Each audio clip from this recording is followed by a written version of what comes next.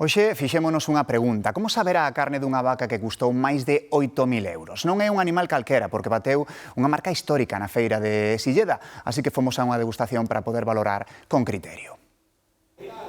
Acudimos a unha degustación moi especial, a da vaca máis cara pagada na feira de Silleda, que acadou os 8.227 euros, pero ollo, que a cousa segue subindo. Esta vaca, efectivamente, foi a máis cara pagada en Silleda, hasta onte, que creo que hai un novo récord de vaca. E isto vai ir para diante. Cuanto menos produto hai e máis demanda hai, máis caro vai ser o precio. O valor destes animais radica fundamentalmente en que son criados de xeito case doméstico.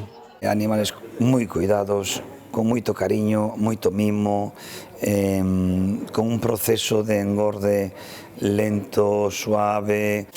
E a hora de poñela na brasa, que temos que saber? Tanto menos brusco se ese cambio do frío á parrilla, pois moito mellor. Por eso se chama ese proceso de temperado. Son esos 45 minutos.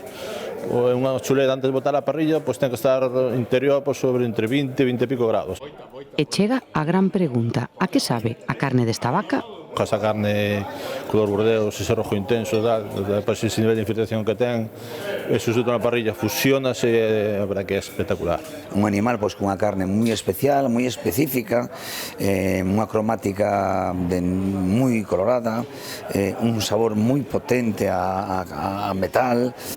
No restaurante O Asador do Hórreo no Porto do Son pódese degustar parte deste animal tan cotizado ata fin de existencias.